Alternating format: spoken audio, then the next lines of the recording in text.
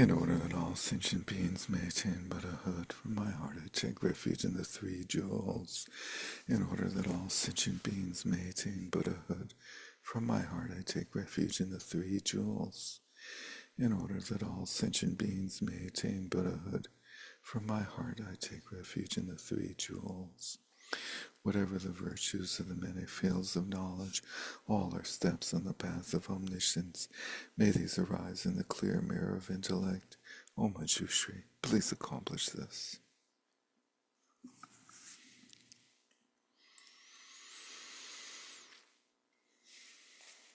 Manjushri was the buddy of Chandrakirti.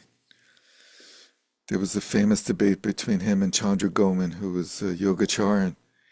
And Chandra Goman kept winning every day, and finally, Chandrakirti was at the end of his rope, as they say.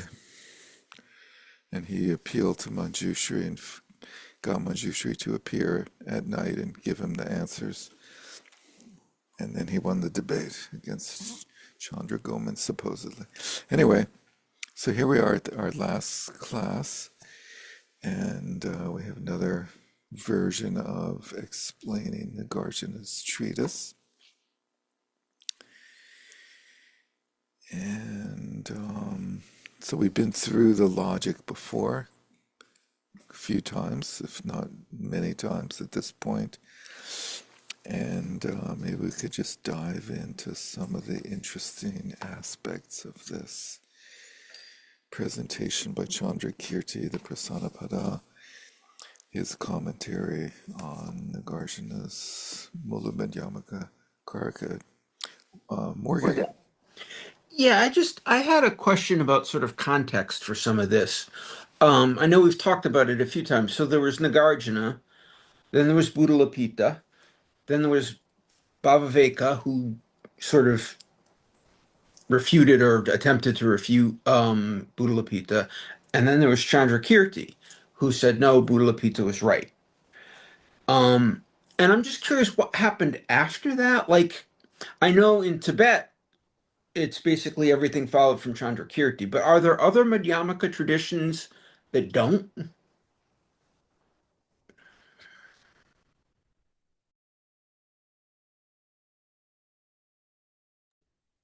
Derek, you're muted.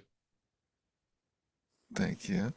So we have Nagarjuna in like 150, 200 of the Common Era, and his main student Aryadeva presenting the so-called pure Madhyamaka.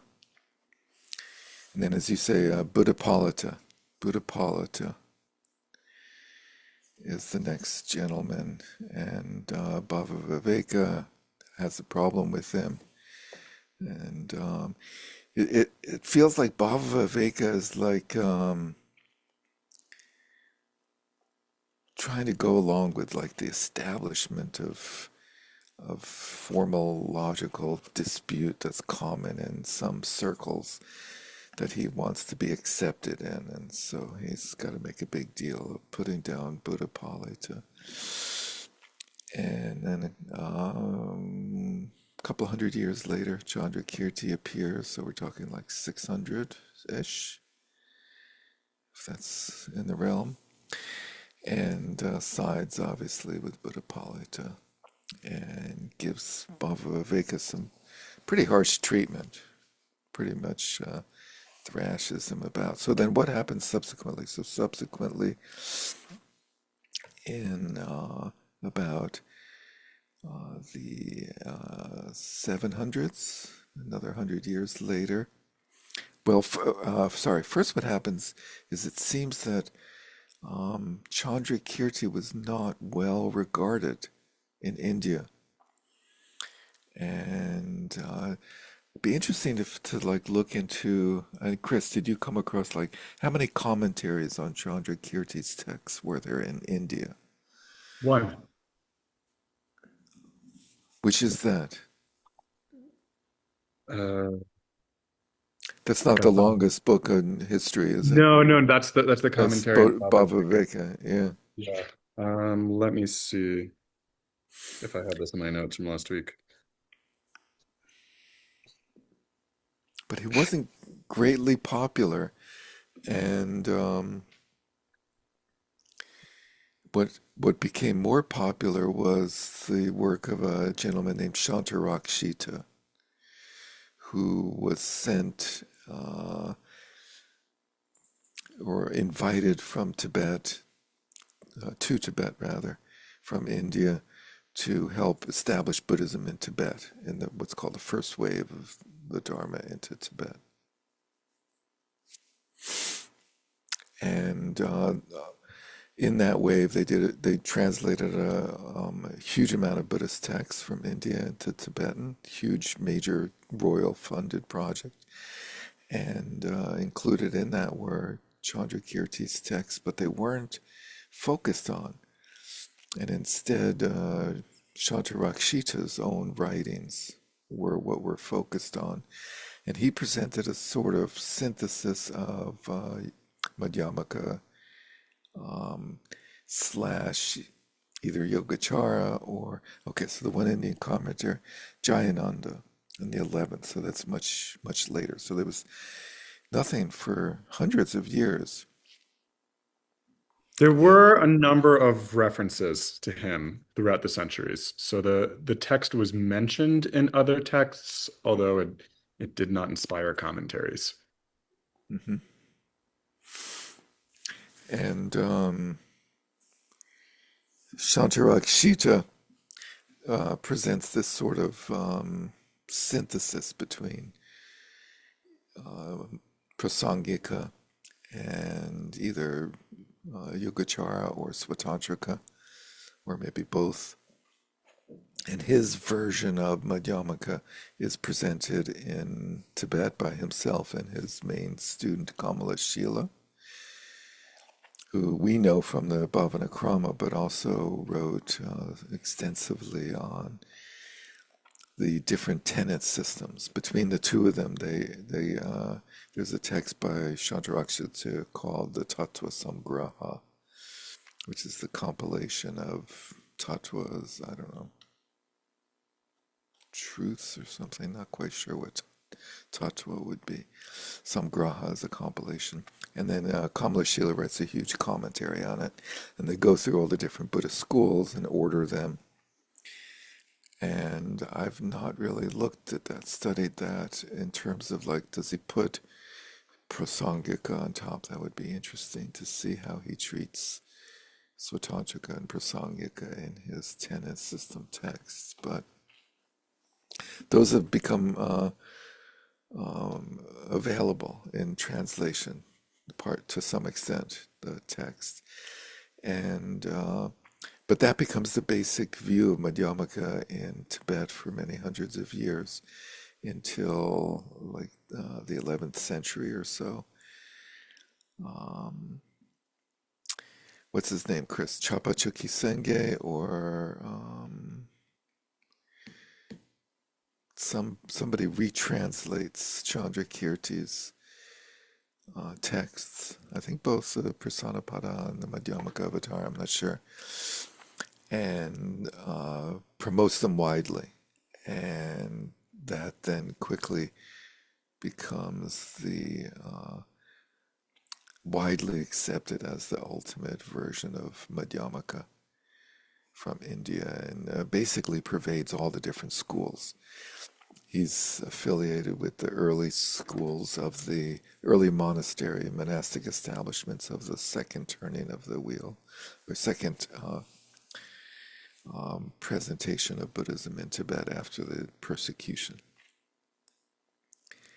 And so at that point, Chandrakirti becomes the paramount view. Patsap, Nima, drop, truck, Nima, drop, uh, something like that.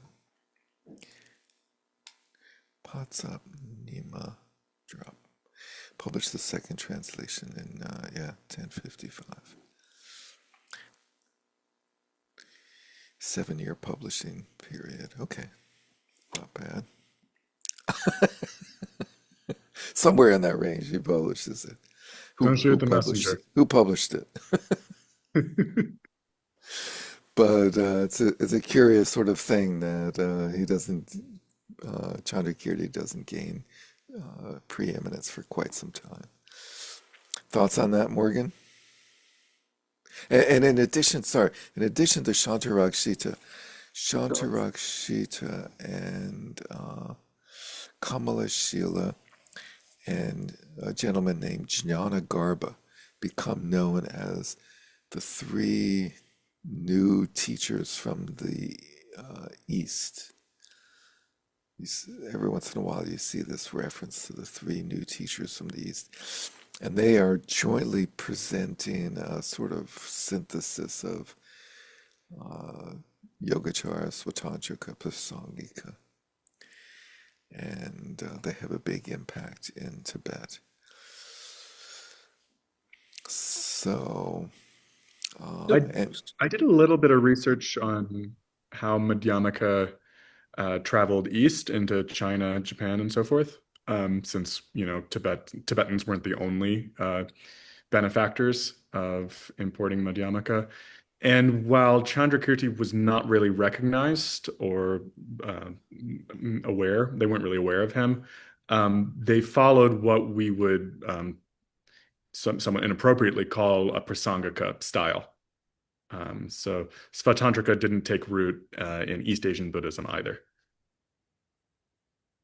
And part of the reason I'm asking is in like the Zen world, there's not any discussion of Madhyamaka, but they claim Nagarjuna as one of the descendants of Kashyapa, Mahakashyapa, through to Bodhidharma and all the rest, which I think is interesting because they don't talk about Madhyamaka. So I was just wondering if there were sort of alternative traditions of Madhyamaka. So it sounds like it did carry on some in the East, but mostly following a Prasangika way of doing things. yeah, so that's a funny statement that there's no mention of Madhyamaka in Zen. Zen, prides itself on not relying on treatises, but most Zen traditions study the Diamond Sutra Hmm. and other Prajnaparamita sutras at length. Hmm. And as you said, they have this list of patriarchs that goes Right. back to the Buddha. That includes Nagarjuna. And I believe it might include Arya Deva as well. And then they have, I think Paramarta is famous for bringing Madhyamaka um, to Asia. But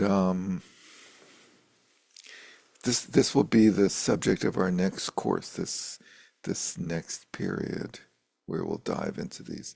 In Tibet, it becomes Shantarakshita's view becomes like the standard view of Madhyamaka in the Nyingma tradition. And so there's a famous scholar in the Nyingma named Rinchen Zongpo, no, Rongzom, who's like the 11th century. And he sort of picks up the baton of the view of Madhyamaka in the Nyingma tradition. And Longchenpa basically repeats that view. And they come up gradually, they develop this terminology of great Madhyamaka in the Nyingma tradition to distinguish themselves from Rongtong and Gentong and Prasangika and Swatantrika. And it's a little bit of, it's basically the perpetuation of Shantarakshita's version of Madhyamaka. And so when you go through the tenet systems, they classify, as we all know, Svatantrika lower and Prasangika as the highest, and they describe them as being similar in understanding of the ultimate truth, but different in method for understanding or accessing the ultimate truth, where Svatantrika, as we now see over and over again in these commentaries, presents a logic for emptiness that has its own sort of um, standing, its own ground in the way of swatantra, meaning own thesis, whereas Prasangika does not. It sort of uses the same logics, the famous 5 reasons for emptiness that we come across of the Vajra slivers and so forth. Those become prevalent in both. Well, you can't really say in both, but they remain because there is no Swatantrika per se in Tibet. It's just used as a doxographical stage in the scheme of the tenet systems. But the logics are used in understanding emptiness from a prasangika point of view, so that they're ideally presented without being based on their own syllogistic arguments or theses. And the relative truth is where the Svatantrikas and the Prasangikas are said to be different. How would you characterize that, Chris?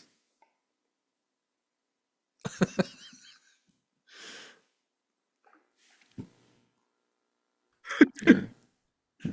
Yeah, I am trying to think about that. Yeah. So my memory of it is, and we'll go. We should remember to go through a doxographical text and see how this is sort of codified, these views. It's sort of interesting to see, like where, when, and where. Like Baba Viveka, for all the bad rap that he gets, and like being like the straw man for like the wrong way of understanding Madhyamaka.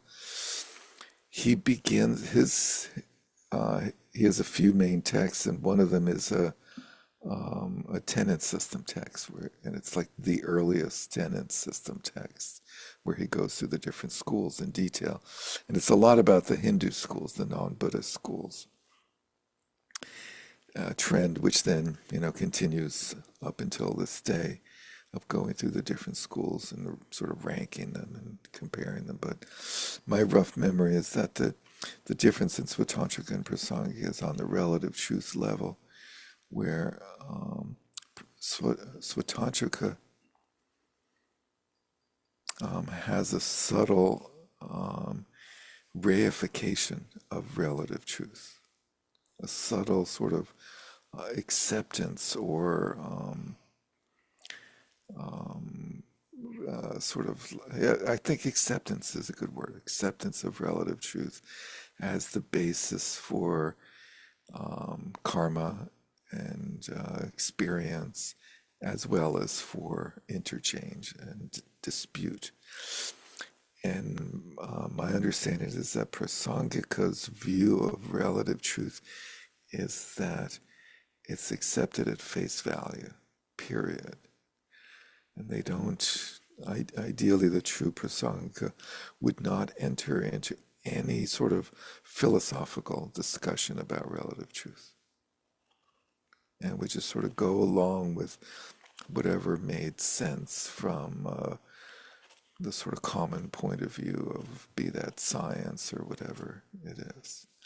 So this is Chris. an interesting topic that we got into last week about how far can you take relative truth from the Prasangika point of view. Um, and I circulated an interesting essay on this matter. And it seems as though Chandrakirti is putting forward a version of, as Derek said, of relative truth that's very much on face value, taking things as they are understood by most people and without having to analyze them any further. He talks about relative truth is that which is perceived with operating sense faculties. And he includes in operating sense faculties the mind, and talks about philosophical views as being similar to sensory impairment, such as double visions or the thing where you see hairs. Um, And so, this really leads to a real question about how to have specialized relative knowledge, such as most obviously the natural sciences, but also questions of law, psychology, soft sciences, whatever you like. How do you get beyond just sort of face value understandings to these sort of technical understandings? Cynthia was talking last week about the people who run the MTA. They need to have some sort of specialized knowledge about how to make the trains go. How do you get from face value to making the trains run uh, without betraying Prasangika? And that becomes a question of some pretty serious debate within Tibet.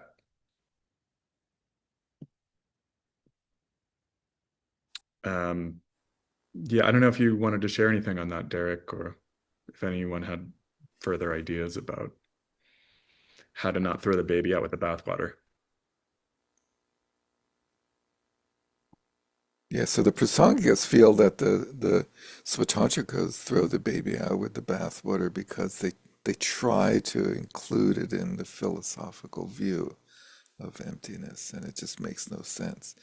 Whereas a true Prasangika would just go by common sense, however that has been developed in the current milieu, without it leaking at all into any sort of philosophical implications or understanding. So clearly, like one of the requirements for how do you translate that into actually making the trains run is you would have to be obsessed with trains as a child. And that's probably the only requirement. Well, I guess what I'm guessing is that in a sense, even though we're calling it common sense, that common sense is not just limited to really kind of low level, simple understanding of the world, but includes it can include all the way up to into high tech knowledge. Yeah, for sure. Yes, yeah. And then that would It be just doesn't like, verge into philosophy. It's more just it's still nuts and bolts on a certain level, but it can be quite technical. Like, medicine would be another example. I don't have to dwell on the trains only, but and it would use logic. It would very much use the same tools of logic, which actually I say the same tools. The Prasangas don't like to rely on logic. So they put logic into the relative world. That's how you develop common sense is through the logical syllogistic system. And without it leading to any sort of conclusions about swabhava, about there being any sort of underlying nature to things.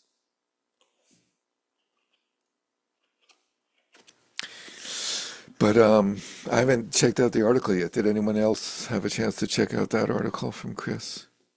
Yeah, so maybe over the holidays we can take a look at that. And yeah, so these are good questions, and somewhat this year is there's always this question of do we go deeper or do we go uh, cover more ground? And we thought we would cover all the ground in this year-long exploration, and then the following years we would dive into in more depth into key texts and issues that go through these issues, but certainly don't have to avoid these issues. Certainly should try to approach them when and as they come up. And that this one will be a key issue that will be repeated over and over. But And I any other? think it is an issue that makes Bhava Viveka's approach in retrospect seem there's a certain appeal to it because it seems to allow for a deeper level of relative truth, theorizing about relative truth. And potentially engagement with relative truth. Mhm.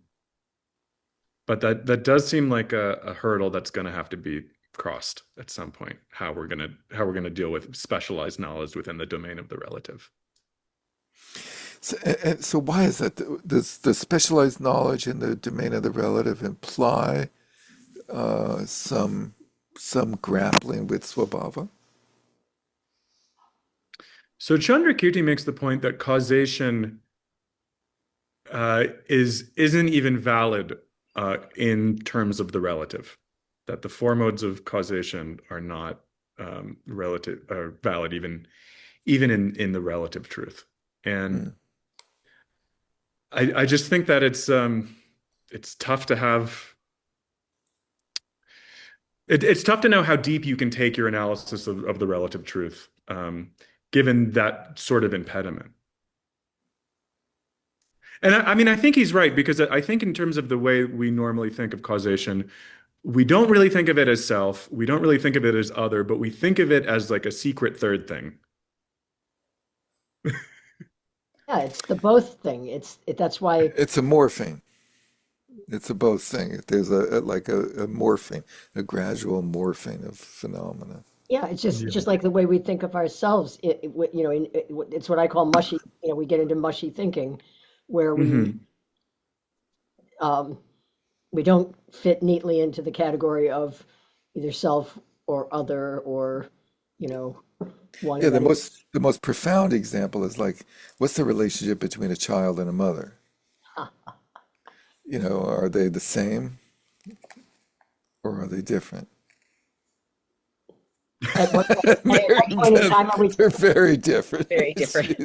She's not the same as. It At depends on what the point? child and depends on the mother. At what point in time are we talking? Before they emerge or after? Why would it change? Well, uh, Or the sun. He can't even hear you. He just did that completely spontaneously. I see. He doesn't have the earbuds in. That's great. Good timing. She turns off her screen. huh. Mary Beth, you're convinced that they come from another planet? Yeah, for sure. For sure.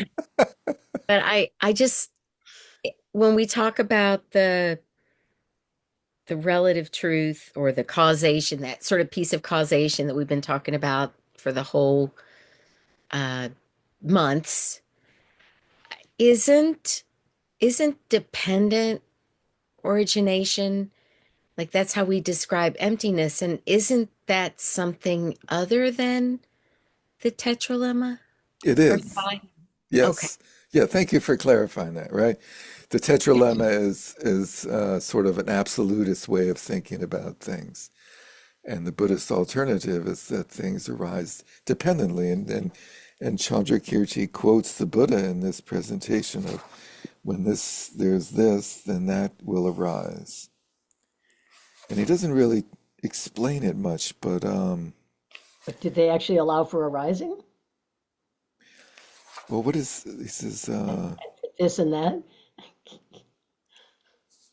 Yeah, we'll have to find the specific words. He says, and this is on the bottom of sourcebook page 348, the full meaning of the term being pratitya samutpada, the full meaning of the term pratitya samutpada is therefore the arising or becoming manifest of things in relation to or dependent on causal conditions. Can you can you find the place where he quotes the Buddha?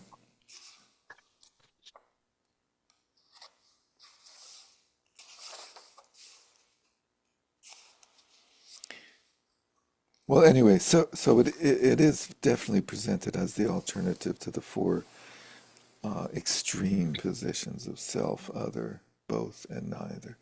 And the implication is that dependently arisen phenomena don't exist as separate entity as entities. Is the whole key to the whole understanding of arising. Is that when we think of arising, there's like a point at which arising starts and ends, and then there's this thing. that has its own identity. And without that belief in phenomena having their independent identity, there's no independent arising So this of word that any they form. use, this word that they use in that definition, they have in parentheses bhava. So I'm just wondering if you have any further elaboration on what bhava they're using. They put it parenthetically after things, but yet you're sort of, in a sense, saying there are no actual entities. So I wondered if there's any further sense of what this bhava means. What text page is that, please? 33. Thank you. And while you turn to 33 on the following page, the quote from what's called a putative formulation of the Buddha. Mm, If this exists, that will arise. good. Where that's on 35, you said? That's on 34. It's sort of halfway through the first paragraph with the sentence starting Bhava Viveka adds. But we don't think that this exists. Right. That's a big difference. Putative formulation of Buddha from the kindred saints. Okay. So they're using these words, but is this just sort of like imprecise usage of words? Because Well, there are, that brings us to the second part of the reading where he distinguishes between Nayarta and Nitarta. And I'm not clear if it's totally the translator or if there's some other terms that are giving rise to this weird translation of texts for the initiates.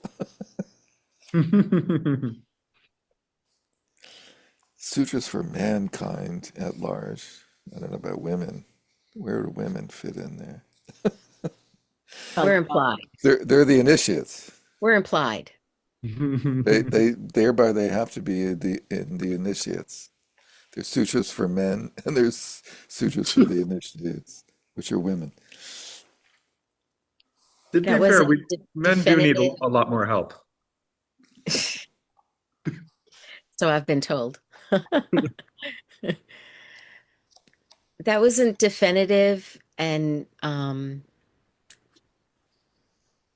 relative when he was talking about the two different at the end of the reading. I thought that's sort of what it meant. Definitive and interpretable. Yeah, so Yeah. that's what those terms we often translate them as in that way. Okay. The Cinderella story versus the real thing. There you go. That's right.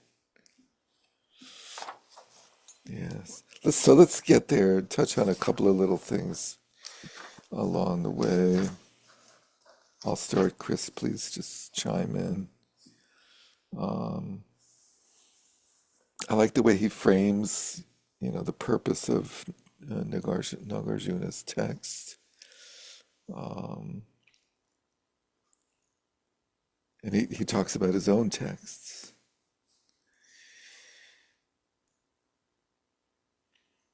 On let's see, I'm going to quote text pages. I hope that's okay. So on 32, it begins in the Madhyamaka Avatara. It was stated. He doesn't like say in my other book. I said It's like the professor who assigns his own readings. right. They all do that. It was stated that the wisdom of a perfectly realized one has its origin in an initial vow of dedication issuing from a universal compassion and graced with comprehension going beyond all duality. That was an interesting statement. And he's referring to at the beginning of the Madhyamaka Avatar. It says Buddhas are born from bodhisattvas, and bodhisattvas are born from compassion. And he says, what are the three qualities of a bodhisattva? And that's compassion, a non-dual mind, and mind with bodhicitta. Anyway, In this sense, Nagarjuna, knowing unerringly how to teach transcendent insight, developed this treatise out of compassion for the enlightenment of others, and that's its origin. To command the hostile afflictions and inure against the vicissitudes of life, a genuine treatise has a teaching that is a stronghold. And these two qualities are not found in any other treatises, other than presumably Prasanga Madhyamaka treatises. Nagarjuna gives a glimpse of the subject matter, the, these two stanzas, or these four stanzas. And then on page 34, okay, so yes, the illustrious one, the second paragraph there. The illustrious one showed so clearly that things arise in dependence on causal conditions. And he does say there's things and that they arise, interestingly. And he rejected the idea that origination could be without cause, or from one cause, or from a variety of causes. And this is something that they don't really go into here, which is a little bit odd, but that later on in the tradition is talked about when you study the 4 or 5 reasons for emptiness. One of them is that one cause does not produce one result. Many causes do not produce many results. Many causes do not produce one result. And one cause does not produce many results. Sort of covering all 4 bases there. But here he doesn't really give any explanation, because we basically believe that there's many causes produce many results. Like there's like this web of causes that are existing in this situation give rise to another in the next moment, like a whole variety of things. Seems to be our normal way of thinking about the world. Isn't that somewhat what they're saying in that prior page of the arising or becoming a manifest of things in relation to or dependent on causal conditions? That sounds like a many, many sort of, It does. It does. it's either many lead to one, many conditions lead to one thing, or many conditions lead to many things.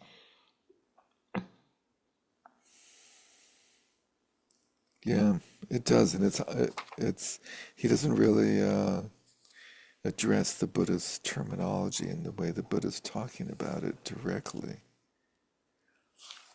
It which seems to is me that so much of this is an artifact of language, of just like it's so impossible to talk about, to avoid talk of things. And while the doctrine of dependent origination seems to be pointing us in that direction, it's sort of you kind of have to jump beyond what language is capable of. It's sort of like a a thing is so caught up in the causes and conditions surrounding it as to be indistinguishable from them. But that's not a sentence you can say without the word thing.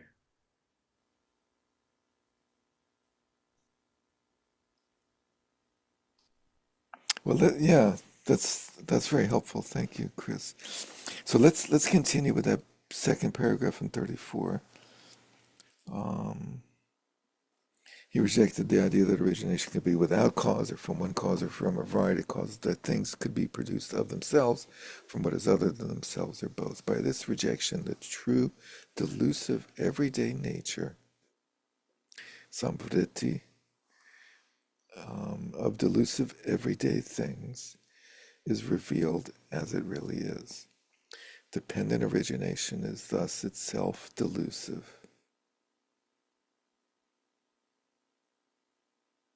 I found that interesting because in the comprehension of the wise person, let's say, nothing self-existent arises in it, nor is there actual destruction.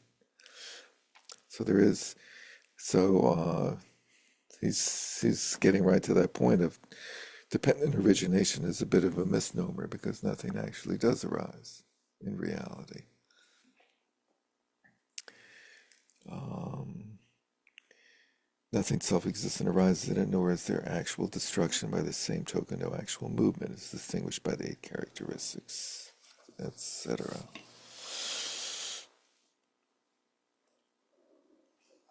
Thus, Nagarjuna's primary intention is to expound the nature of dependent origination as we have characterized it, is indicated by the dedication. Page 35 in the middle there.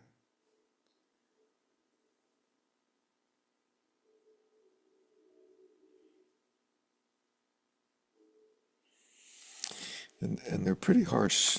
In the next paragraph, Nagarjuna, through his understanding dependent origination, as we've described it, as the way things are, truly discerned the unerring teaching of the only perfectly realized one, and he looked upon all false doctrines as the idle chatter of foolish people. He talks about perishing being repudiated before arising, and then dives into the first karika and then into method, Madhyamaka method. If This we can is just the go heart. back a little bit to the top of the first full paragraph on page 35, I thought it was just a really great summary. This Yeah, is go the through it. second sentence in. When dependent origination is seen by the wise, Aryas, as it truly is, because the because the manifold of name things, the duality of name and what is named, and so on, has ceased utterly, the manifold of named things comes to rest in it. Nagarjuna holds that dependent origination is nothing else but the coming to rest of the manifold of named things. When everyday mind and its contents are no longer active, the subject and object of everyday transactions, having faded out because the turmoil of origination, decay, and death has been left behind completely. That is final beatitude. Yeah, that's great. Thank you. That's a very nice statement. Be, is it pronounced that way? Beatitude? Any Christians here? I've always Morgan says pronounced it that yes. way. Yeah. Beatitude. Wow. But I thought this was great Beatitude. about again that issue of Cool. language of the named things are kind of the problem, and when the named things cease, sort of the wave falls back into the ocean, then you've reached final beatitude.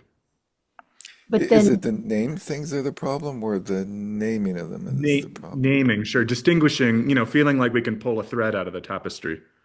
Right. And name it. Give it a but name. okay, but I mean, I'm going to split hairs here, but what if we didn't name it, but we're still thinking of it as a thing? Is that Well, Yeah. naming is equivalent to conceptualizing. Is so? In other words, you're thinking that naming, whereas to me, named thing could be two steps, like perceive something and then put a word to it. But if you're saying that those are both one, well, Yeah, there I is mean, well, no. maybe the first name is that, and then we call that, tree. right? So it's But the adding that's the, I mean, on fundamentally, I mean, I know sure. there's the joke about the tree and they call that a tree, but It's I, just the naming.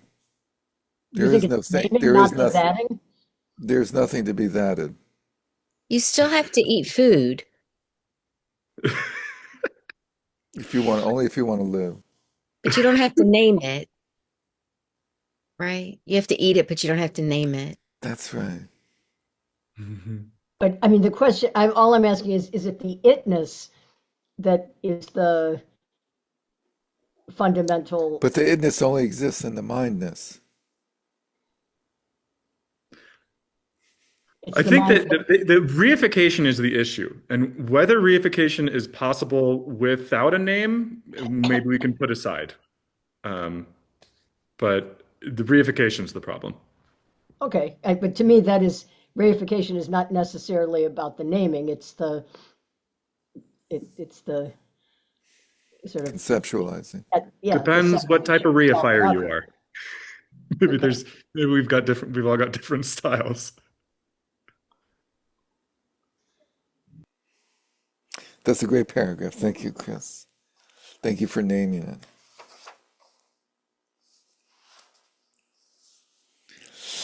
So then he has this controversy over method with Bhava Viveka that we're all well familiar with and we can skip, right?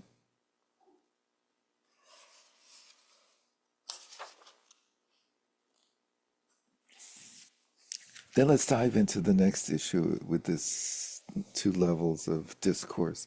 So on page 39 of the source text, the paragraph that's labeled 26 on the left-hand side, after he totally disses Bhava Viveka as a logician. Sorry, what was the source page number? 39. 39. So source book page 353. Thank you. After he totally insults Bhava Viveka. How is that? He has advanced the following syllogistic argument: the contents of the mind do not in higher truth, so parama arta ta, arise out of themselves because they exist already, even as pure consciousness does. So what is the purpose of the qualification of higher truth? So that's the big issue, is that in Svatantrika they constantly want to distinguish higher, well, whether we're talking about relative or ultimate. And this came up in our discussion of it. I think we were all collectively puzzled by his use of this term.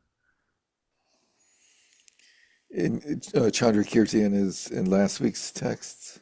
No, when we were going through Bhaviveka's his use of the in higher truth, or I think the translation, right.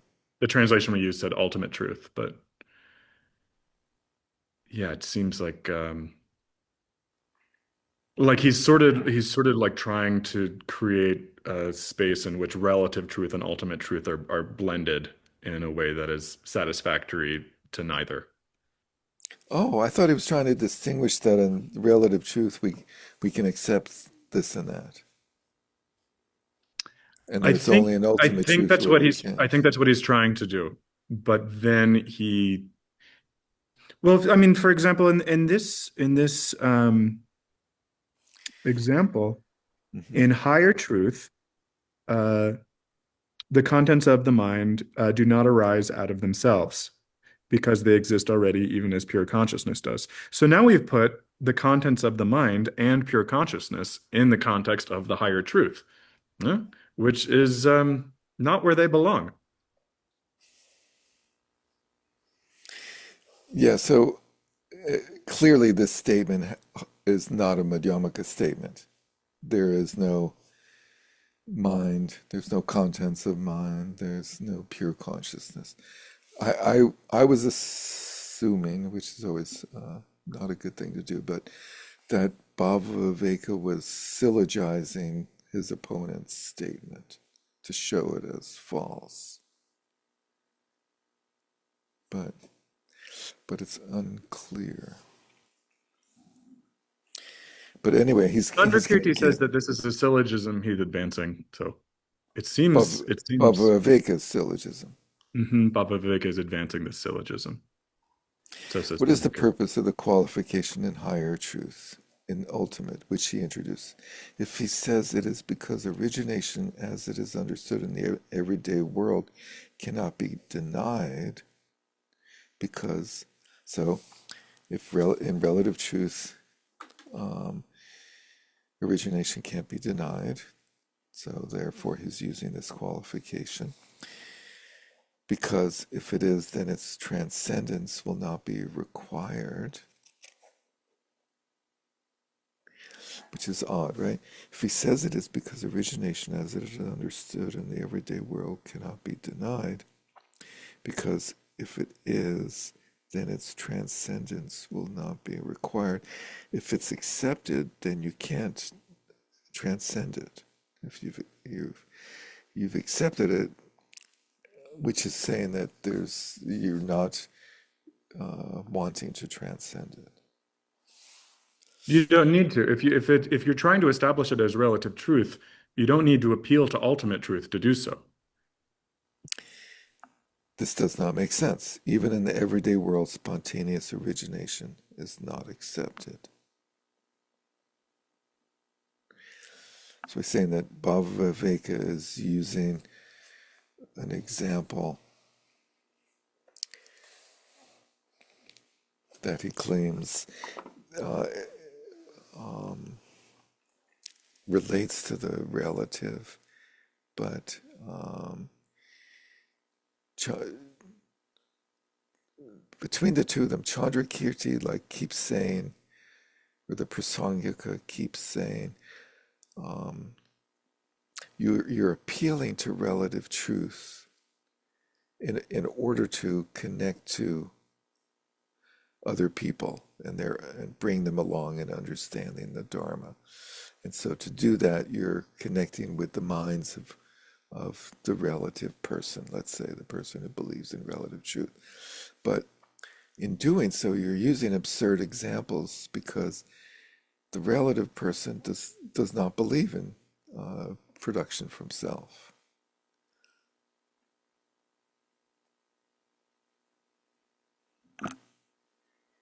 No, yes, sort of, maybe. It's a little bit convoluted, like what is he getting at? Let's see what he's getting at. The Just sutra one question, says, it seems to yeah, be like, if you say like, when they say that they sort of accept the relative, or, you don't try to deny what is commonly understood, but there's I imagine sort of a different level of acceptance. It's one thing to not deny it, you just kind of go along with it, as opposed to actually accepting it as true. I don't know if those are that's, definitely different. Yeah,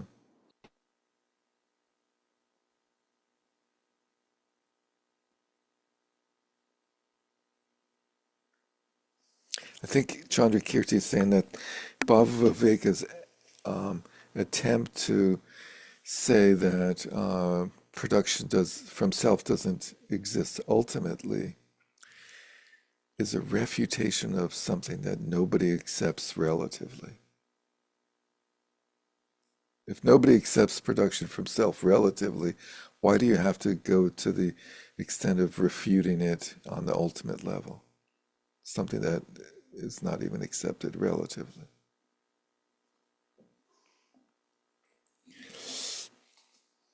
Sutra says the sprout arising from the seed as its cause is not generated from itself, nor from what is not itself, nor from both, nor random, and does not arise from God, time, atoms, matter, nor spontaneously. Again, the sprout of a seed is not the seed, being the sprout, nor is it other than the seed, yet it is not the same. It is neither perishable nor eternal, but is of the essence of things,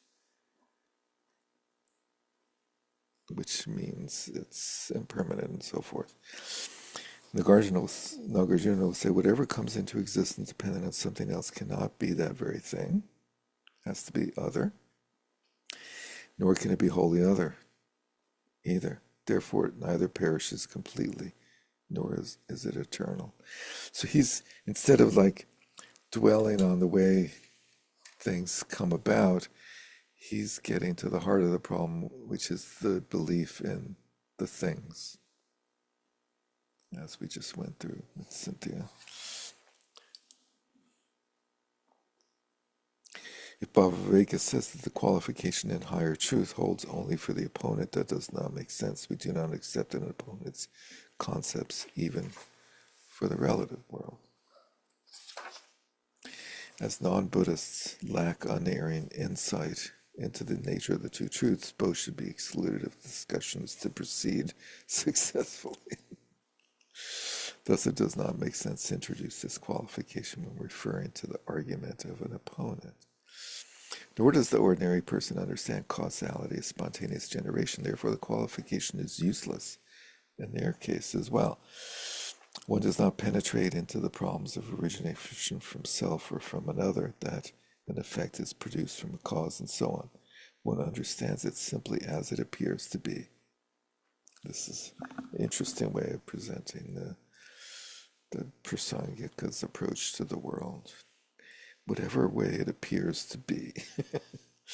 Nagarjuna himself settled the matter in this way. It is clear that the qualification is in every sense utterly pointless.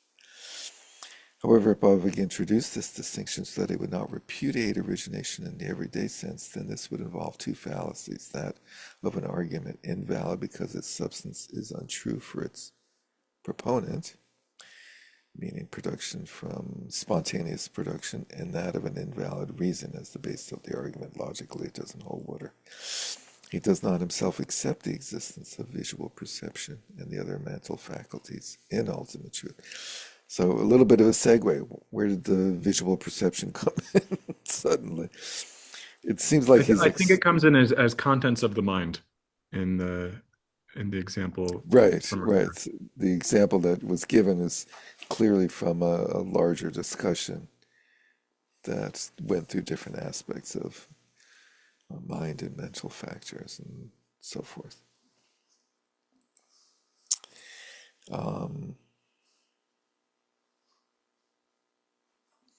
He does not himself accept the existence of visual perception and the other mental faculties in ultimate truth. If he objects that there is no fallacy because these mental faculties are facts in the everyday sense, then for whom is the qualification in ultimate truth binding? Why is he using this qualification in ultimate truth? Perhaps he will say that the origination of delusive everyday vision and mental faculties is repudiated in ultimate truth as a way of specifying the type or kind of repudiation. If that is so, he should have expressed himself in this way: visual perceptions and the other contents of the mind do not arise in higher truth. He did not, however. But even if he had, he would still have had an invalid argument because its basis is unacceptable to the proponent. For he accepts vision and the other mental faculties as real entities, but does not take them to be pragmatic terms serving everyday purposes. So this does not make sense. That's a little bit odd. As real entities, but does not take them to be pragmatic terms. Prajnapti sata.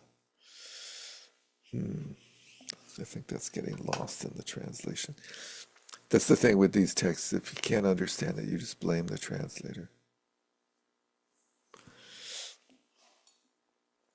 If Bhaviveka would reply that all philosophical dispute proceeds in spite of the parties not accepting each other's presupposition, this will not do. He cannot advance an independent argument about the cause of the faculties of consciousness because just these, he as a Madhyamaka knows, do not exist. Insofar as the explicit intention is to repudiate origination utterly, one must repudiate both entities and their causes, whose supposed reality is rooted in mere misbelief. So he's getting to the heart of the issue of the thing. This repudiation must be unconditional. Surrender must be unconditional. Misbelief and the absence of misbelief are incompatible, as long as, because of misbelief, one seizes on the unreal as real, even as the victim of an eye defect falsely perceives hairs and other things in front of the eye. How will one in the least way grasp the way things really are? However, so long as, because of the absence of misbelief, the unreal is not reified into the real, even as those with healthy eyes do not see hairs and other things, then how could one in the slightest perceive as real what is non-existent? To do that constitutes the delusive everyday world. Precisely this is the intention of Nagarjuna's verse. If through the means of valid knowledge I cognize any object at all, I would affirm or deny its existence. But as I don't do this, I have no faults. I'm without faults. So, even as those with healthy eyes do not see hairs and other things in front of their eyes, then how could one in the slightest perceive as real what is non-existent? So in other words, there are no things that are existing that are caused or come about. And this is what I was referring to earlier when he talks about philosophical views as akin to sensory impairments. Yes, misbelief. I, That's I great. guess I'm just trying to figure out in that line where it says, how could one in the slightest perceive as real what is non-existent. Who are we talking about and sort of to and from here? Because of We're the talking about absence of misbelief. So it's talking about the wise. Okay, so we're, yeah, because it's sort of, I mean, it's so tangled up the way Yeah, leading up to this, but convoluted. so basically we're just saying for somebody who's hip to things and understands the nature of reality, you would not perceive as real what isn't. But we're not talking about the ordinary person here who is still deluded, right? That's right. That's correct, I believe. It's just kind of um, circular in a way, or it's somehow this doesn't lay it out in a real clear. No, it doesn't. I think he's being sort of provocative here because we all understand the difference between a healthy set of eyes and a set of eyes that sees floating hairs. And he's saying that, just the way we see that, the wise see the difference between their minds that do not cognize objects and our minds that do cognize objects as being similarly impaired.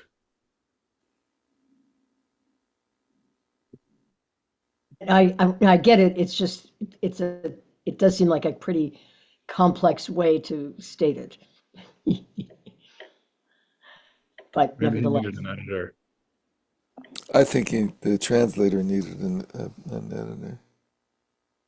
This was a very early translation, relatively speaking, in terms of translation of such texts in the West.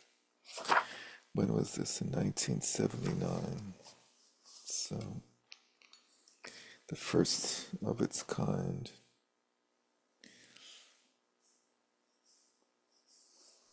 Anyway, let's continue with. On page 42, the next page, the commentary resumed.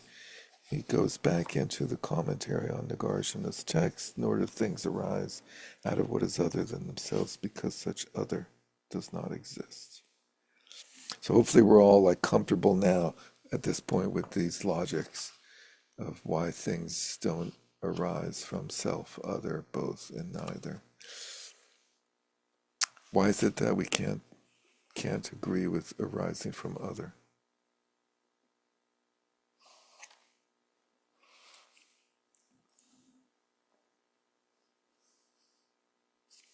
Any ideas?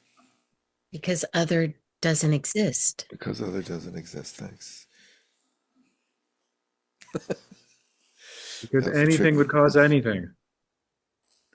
Because then you could have elephants coming out of your ears.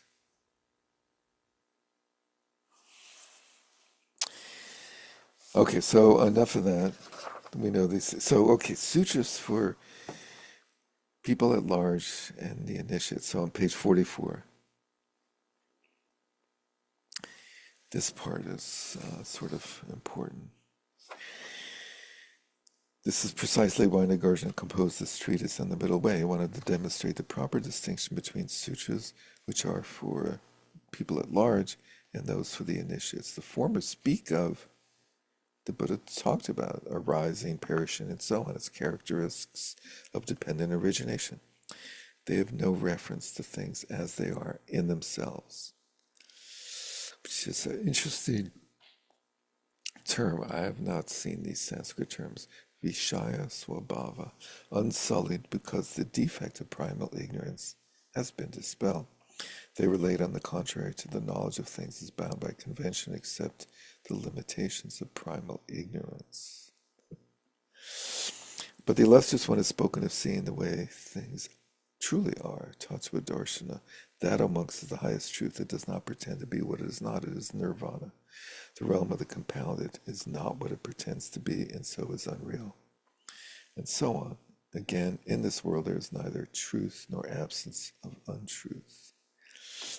Everything pretends to be what it is not. It is essentially a swindle. It is unreal. It is a conjuring display. It is the babbling of a child. things are but a ball of foam, so he's then quoting, both cases, he's quoting from early sutras um, that are now like in the Pali Canon and showing how the Buddha spoke in two different voices, so to speak. And the Things the are, reason that he's going through this is that on the previous page he's imagined an objection saying that, oh, you Madhyamikans, you've gone through such lengths disproving causation and so forth, but what about all these sutras where the Buddha talks about causation all over the place? And here are some examples. And this is his response to that. thank you. That's helpful. Thank you. That's very helpful. Um, So a further quote is things are about a ball of foam, feelings. So here they're famous analogies the Buddha gives for the five skandhas.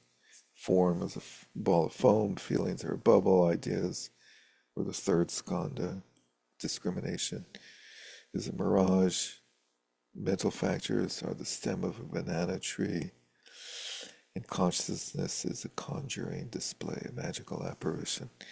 This has been spoken. Thus spoke the sun like Buddha. It's a funny epithet. Um, a monk seized with vigor, analyzing the elements of things day and night, mindful, perfectly gathered and aware, should make his entry into the realm of peace, the realm of bliss, where all personal forces are at rest. Personal forces, because all elements of existence lack an inherent self, and so on. For one who due to ignorance of the real meaning of the Buddhist teachings and doubt whether such passages are mere teaching devices or speak of the way things really are, as well as for the one who, due to feeble mind, mistakes a teaching utterance intended for people at large for a teaching aimed at definitive teaching. For both of these persons who need guidance, Nagarjuna undertook this treatise. Its purpose is to dispel false opinion or view and doubt by the use of both reasoning and authority. The reasoning on page 45 was given in the verse, not of themselves, not from other, etc. I thought this was really interesting, so if you have a sutra and if you're not sure if it's provisional or definitive, you can just see, he's saying, oh, you can use Nagarjuna as a test, see if it stacks up. For the ones that he mentions, that's right. So the issue is that he, as you're implying, does not quote every sutra and classify them. Um,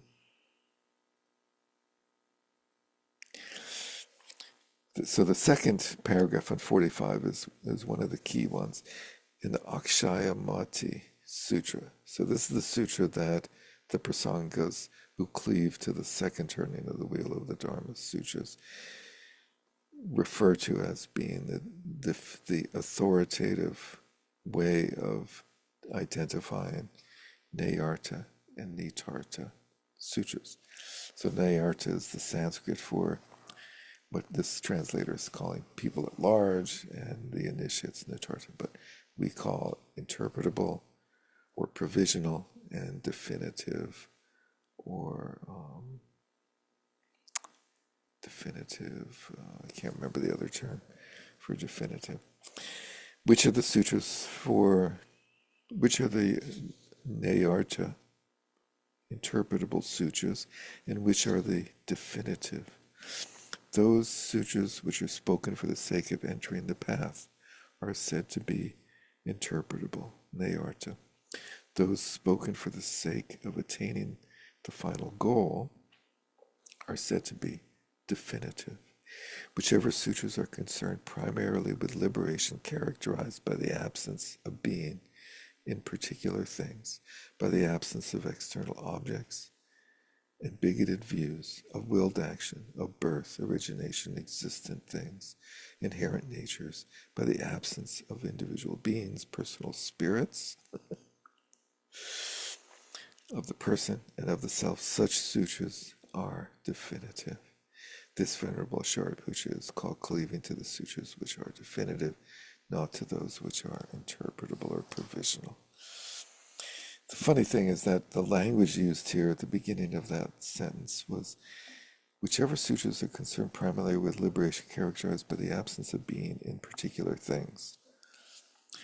which comes back to this problem that we saw right from the Abhidharma of like, is there a Dharma that has the Swabhava, and is the Swabhava different than the Dharma?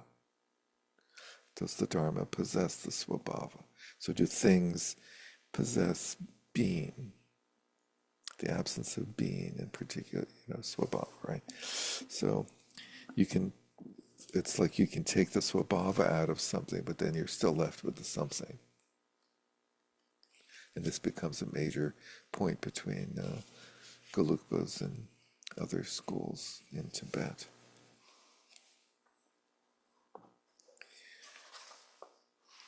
Then the delusive everyday on page 46 is the basis of freedom.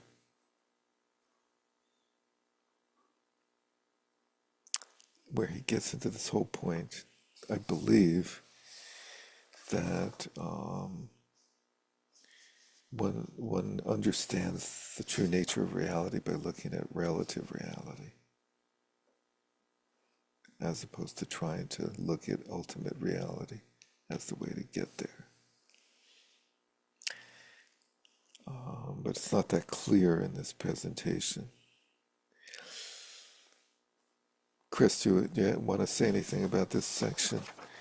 We have the story of the 500 apostate monks, which is this is a cool story, right? The Buddha, these 500 monks are not satisfied with the Buddha's teachings, and they go off, and the Buddha realizes that they're persuadable, so to speak, or teachable still, and he sends his emanations to other imaginary, illusory monks that go and talk them back into their senses.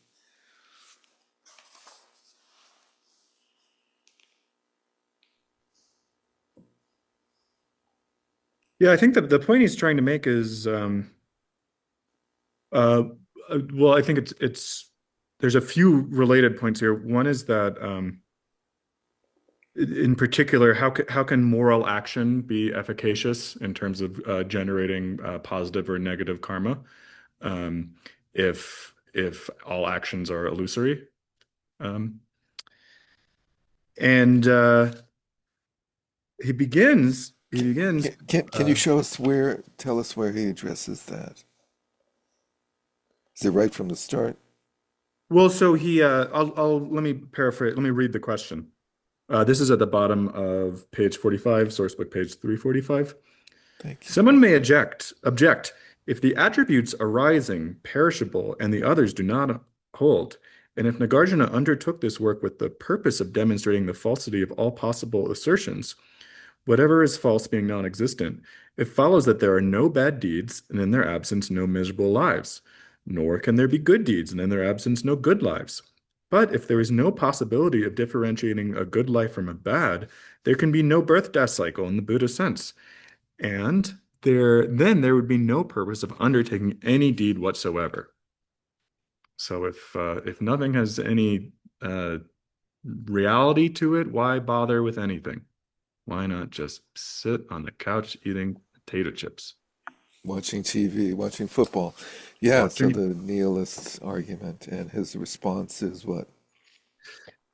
In reply, we urge the essential falsity of things in order to counteract the inveterate commitment of the ordinary man.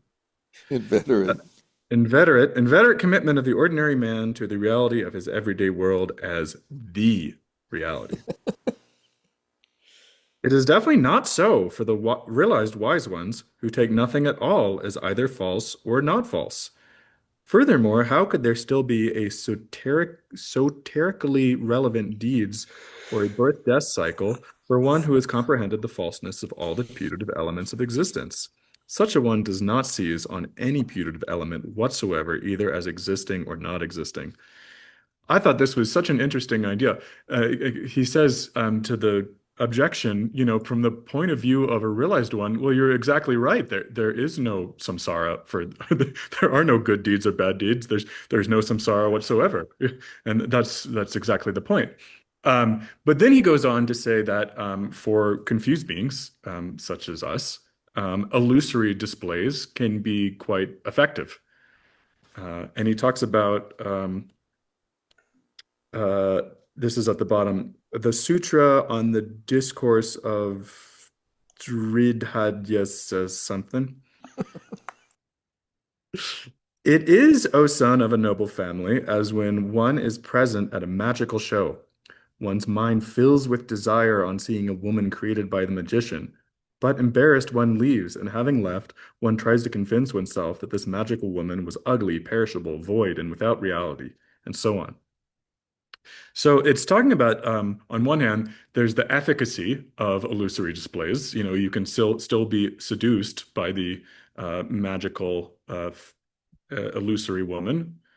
Uh, Maybe we could talk about TV. Might be Or more relevant. Christmas, maybe Christmas. Christmas.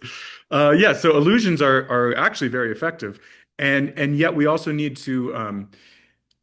I think it's referring to the latter part of this is referring to traditional remedies for lust. So understanding the object of your lust is ugly, perishable, void, without reality.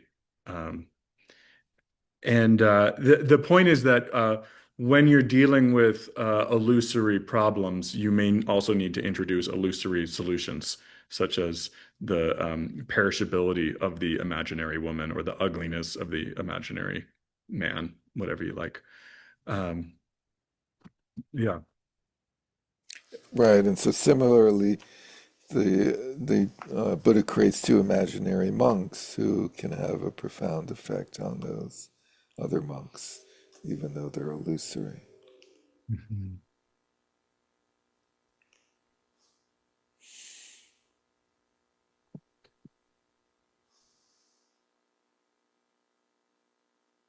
And this is a critique that's leveled in different ways at Madhyamaka, and in the Nagarjuna's text, Overturning the Objections, there's a criticism of how can your statements have any meaning? You claim to disprove our arguments, but you don't believe in anything, including your own statements. So how could they possibly have any efficacy at all? And Nagarjuna turns to, the time-old example of the chariot, which, we know that the chariot doesn't actually exist. It's just a collection of chariot parts. And yet you can still use it to carry around, all sorts of goods and people and so forth. And, things don't need to be real to be effective is the idea. Yeah, that his words and his statements are not real, but they can be completely efficacious, just like everything else that's unreal.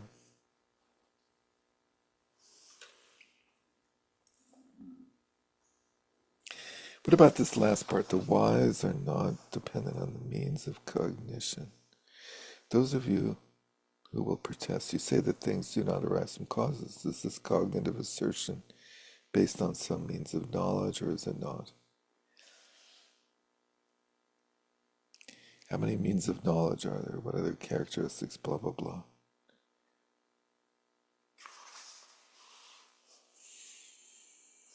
In reply, so on page 50, first full paragraph in reply, we said if Madhyamaka's made any cognitive assertion at all, it would either be based on a means of knowledge or it would not be.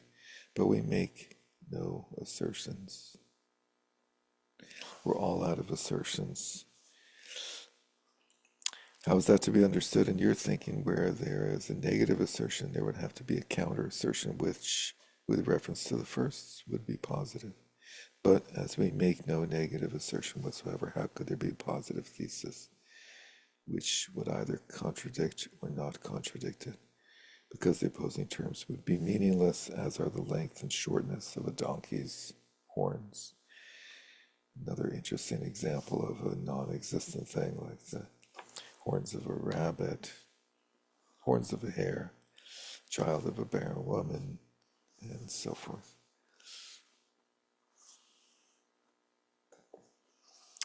And so our conclusion, bottom of page 51.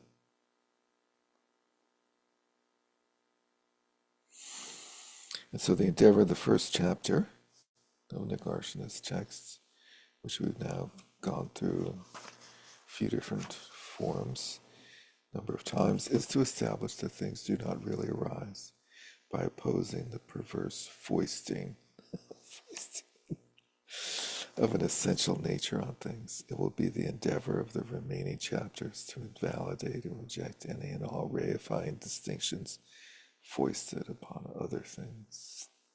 There's still things. All reifying distinctions, such as the one in motion, space to be traversed, and movement do not obtain, and it is the purpose of the doctrine of dependent origination, the true way of things, to establish this. So we conclude our exploration of the root of right view in the Mahayana tradition thus far, and bring to conclusion our first segment of 3. So we'll begin our next segment in January. Not sure exactly when. Some Tuesday in January, and we'll go into the Yogacara tradition of Maitreya, Asanga, Vasubandhu, and so forth. So we're not going strictly chronologically. We're like following these strands, right? Because Maitreya, Asanga go back to like 250. And somehow these strands seem to have developed independently of each other pretty much. There's very little sort of crosstalk, so to speak. What about that 7-year debate you talked about earlier in the class between Chandra Gomin and Chandrakirti? Yes, at Was that that the point they finally, one time they debated? well, at that point, that's like, Chandrakirti's time. That's like 600s. Right. So they finally do have some interaction. But earlier, it's like there's no reference to Nagarjuna in the Sangha and Maitreya Sanga's text. It's like weird. So did they not know about him or what? A little hard to imagine, but.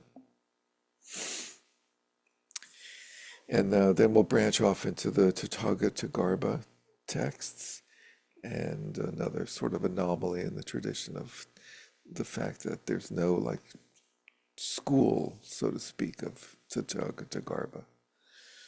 And it's basically what we call Yogacara, or what the Prasangas like to call Chittamatra, had these two aspects of Yogacara and Tathagata. And so we'll go through those source texts, and then we'll conclude the next segment with Shantarakshita as the synthesizer. Any final comments on these? And anybody like connect with Buddhapalata or Bhava Viveka, Chandrakirti? What I missed last week, so like,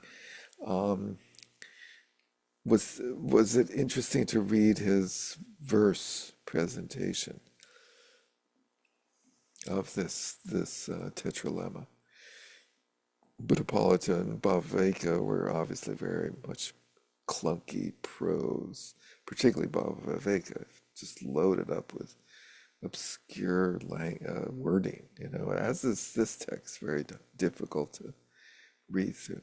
But Chandrakirti is amazingly beautiful poetic verse to present the refutation of arising, the four means.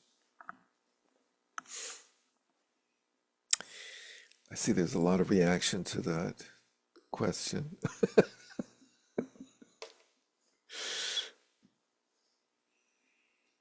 It's interesting though to see like the difference in composition of these text styles, and we'll see that in Maitreya and Asanga too. That there's a unique. It's like they develop a sort of unique style that they all tend to cleave to. But anyway, I think. One of the Yes, things that Chris. was really interesting, I thought, and we spoke a little bit about in the class last week, was that the Madhyamaka Vatara, which we all know as from the Tibetan tradition, sort of the essential text on the view, is a text on the path. It's contained, the section on the view is contained in a text on the path. And that's not something that we've seen in the other Madhyamaka sources, at least not nearly as explicitly. So I thought that was very interesting. It's a huge step in the development of like the system that we see today of what Buddhism is. So we mentioned earlier, Baba Viveka does a tenet text where he goes to the schools and talks about their tenets, which is a first that becomes then a type of text that is repeated ad nauseum throughout the Tibetan tradition. And Chandrakirti um, sets the stage for Lamrim, what's known as the Lamrim, the gradual path text that becomes repeated ad nauseum in the Tibetan tradition. I shouldn't use such pejorative terminology. That blossoms into manifold, beautiful versions of the same thing. But yeah, it's cool. His text is on the six paramitas, the ten paramitas, the 10 bhumis, right? And the paramitas affiliated with them. And the other chapters, I don't know if you talked about this at all, but the other chapters are at the most like 2 pages. And some of them are like 2 stanzas. Well, the Except for last 11th chapter is kind of long too. the 11th chapter is longer, Buddhahood, and the first chapter is longer. The first chapter actually has some beautiful stuff in it. But the others, it's just like purely lips, sort of lip service. I mean, they're beautiful, lofty presentations of those stages and the paramita associated Yeah, with you wonder is like did he just like not get around to like finishing finishing his treatment of those? He was so excited to get to the six, paramita of wisdom that he you Yeah, know I think just kind of so. I think that was filled his in point. the other ones to get there and okay. Yeah, it's like you have like a set assignment where you have to describe the 10 paramitas, and then we see Yeah, this like repeated. I wonder, I mean, was he, some like commissioned or something to, write a commentary on the 10 Bhumis? Yeah, it's interesting because it is very different. You have these other guys writing commentaries on Nagarjuna's texts, and Chandrakirti branches off and writes this very like a standalone, like a Swatantrika text, you might call it almost, like a standalone presentation of the understanding of emptiness, as opposed to a commentary on somebody else's text, and he presents it in this path scheme. And then we see this repeated in Shanti Deva's Bodhicharya Vatara, which is the next in the tradition, the next path-oriented text where he goes through, uh, in some sense, the paramitas within the context of bodhicitta as the object. And that becomes more apparent as he goes through the latter three paramitas, patience, or latter four, patience, um, effort, meditation, and wisdom. But then he also, he has this enormous ninth chapter compared to the other chapters. So, well, any other comments, suggestions? Was it was a lot of reading and difficult reading, but hopefully it was bearable. Obviously uh, didn't have to do all of it to get the gist of it, as we'll see in many cases going forward. But I think it'll be neat to have gotten a taste of all of these very famous writers in the Buddhist tradition that we see referred to all the time. And what are they talking about now?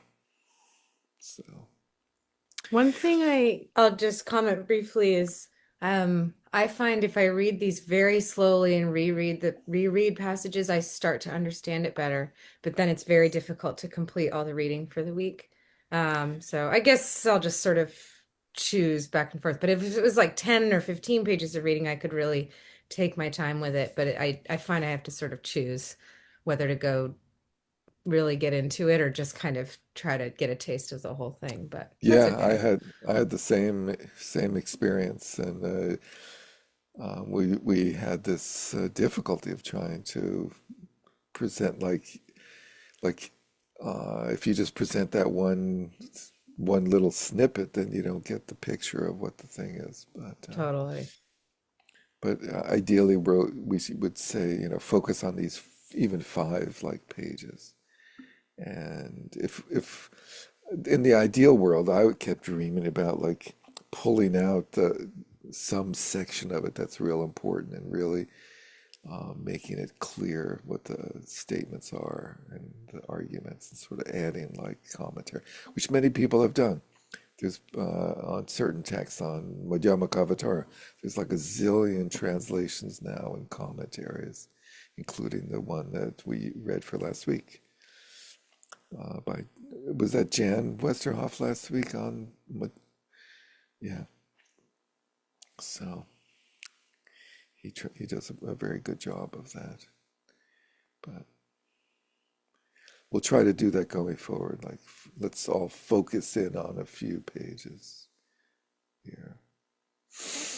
And I think in general, the readings will be not nearly as burdensome as these. But Yeah, I think as we get further or like closer to our own time, the readings get a little easier to people are maybe a little more like us. except until except you get to the Lion's Roar of Gentle by by Meepom, sorry. And then that one is like, it's like going back to Bava Vega or something. Yeah, yeah. I mean, that's the whole premise of this class is how difficult that text is and how much context we need to bring to it to understand it. Well, thank you everyone for Yeah, Thank you. participating. Thank And you thank you, both for, Chris, so much for all your help with this and yeah, yeah. thank you. Thank you, wisdom and Derek, for skill. the invitation and confidence, and hopefully I didn't muck it up too bad. Thank you. Thank And you. let's dedicate the merit. By this merit may all attain omniscience, may defeat the enemy wrongdoing. From the stormy waves of birth, old age, sickness, and death, from the ocean of samsara, may I free all beings. By the confidence of the golden sun of the great east, may the lotus garden of the Rigdon's wisdom bloom. May the dark ignorance of sentient beings be dispelled. May all beings enjoy profound, brilliant glory.